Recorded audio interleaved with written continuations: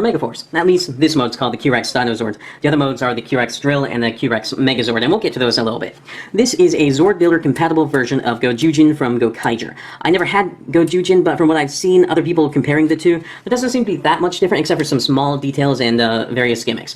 The biggest difference that I can see beyond some differences in how it transforms, which really don't affect the toy that much, are the way that this right here does not spin or anything. It just opens and closes, and that's it. So you don't get the same hand spinning action you got with the original.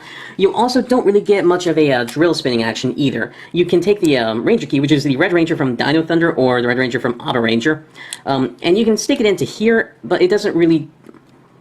Oops, got it upside down. But it doesn't really do much. It just turns it a little bit. Like if this was going really fast from doing that, that would be one thing, but it just doesn't do much. So this key doesn't really interact with the toy very well. It's not a big part of enjoying the toy. So it's there if you're into collecting the Ranger keys. They're okay, not really for me, just extra stuff I have to keep track of. Now anyway, this mode is quite nice. The head can look up and down. No side-to-side movement, though. The mouth can open, but to make it look anything close to natural, you have to fiddle with it. Like this looks like he has a massive underbite. This looks like he has a massive overbite, although it doesn't look quite as bad. You have to find some median between the two to get an open mouth to look decent on him. His arms can rotate around 360, although they will slap into that. And his legs are actually quite nice and go back a little bit. You can rotate above the knee. You have a knee, which is very rare for Power Rangers, and you have some ankle articulation too. The tail can also rotate around side to side like this, and it can move up and down. You have a joint right in here, which does help a little bit with keeping the tail from dragging on the ground. If you really want to keep the tail from dragging on the ground too much, what you can do, and this is what I like to do, straighten that out, bring that down, and just bend his knees forward a little bit. That'll give him more of a... what we understand now to be the scientifically and anatomically correct posture for a Tyrannosaurus Rex posture, and I think this looks much more threatening. It gives him a much longer appearance. He's not quite as tall, but he's a lot longer and closer to what he might actually bite, so it just looks more threatening. I like how it looks. Compared to the legendary Megazord, with his normal posture, he is just a little bit taller, and he's not really bigger, but he looks more imposing and more threatening, and he takes up a bit more space because of how long his tail is. So he feels bigger than Legendary Megazord, which honestly feels a little bit tiny, but he's basically the same size.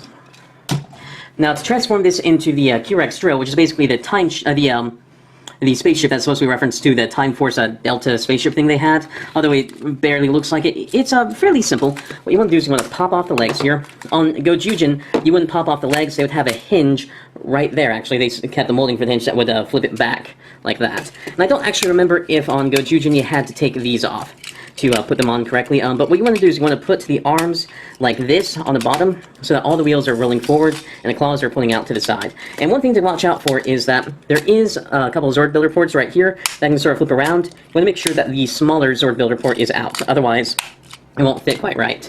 And that will give you the wheels with this up here and back there. We'll want to take the Dragon Zord head, or not the Dragon Zord, the Dino Zord head, and there are two Zord Builder ports, one right here and one right here. You want to plug it in like that so the head is looking over it. And then you want to take the legs and just plug them onto the side. They'll be like the thrusters or whatever.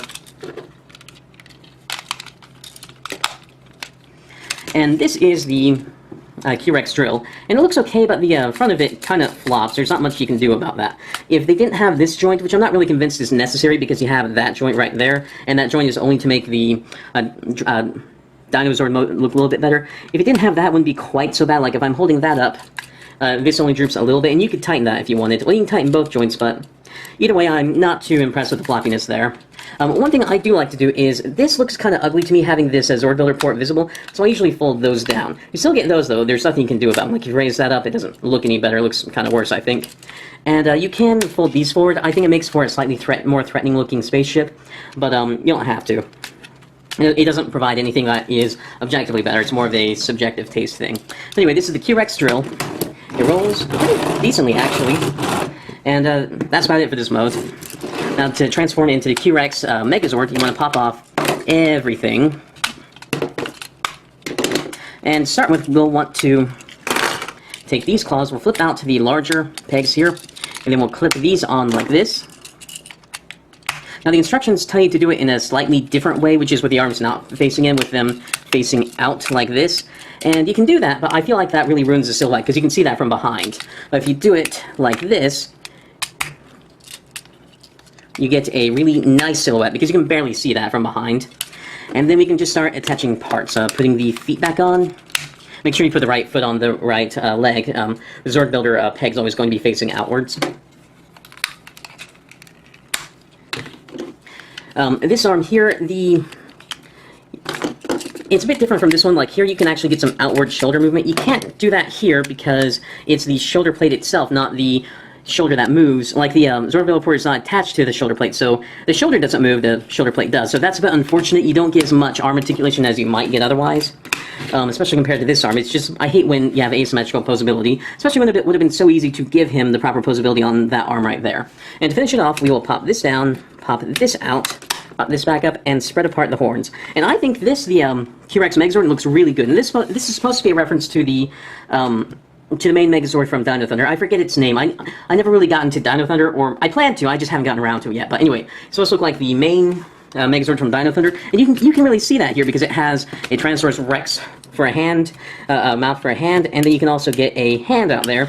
And it also has the spinning drill thing. So very similar to the Dino Thunder Megazord.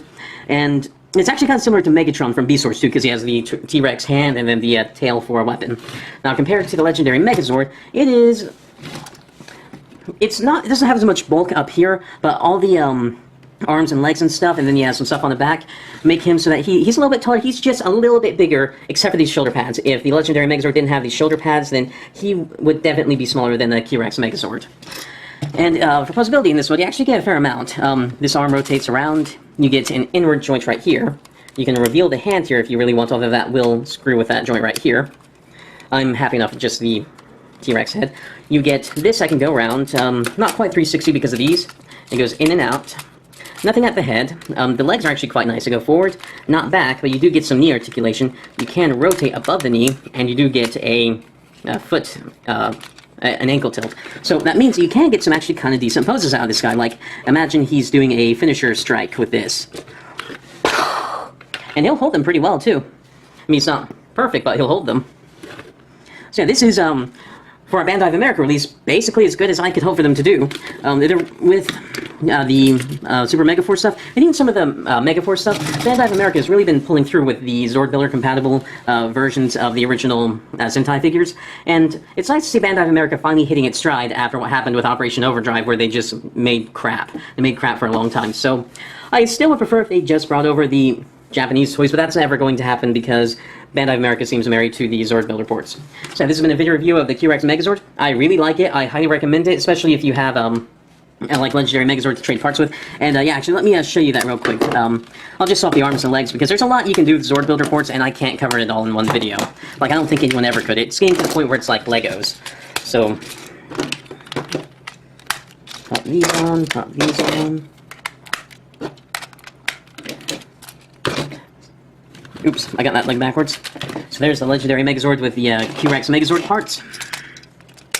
And the Q-Rex Megazord with the legendary Megazord parts. And, I mean, they look okay. So yeah, I do highly recommend basically both of these figures, but since Q-Rex Megazord is the focus of this video, I do recommend the Q-Rex Megazord quite highly. I review Digimon, Transformers, Power Rangers, Macross figures, lots of stuff like that. If any of that sounds interesting, please subscribe. I've got some links in the video description down below, some playlists and some Facebook links. Check them out, and thank you for watching.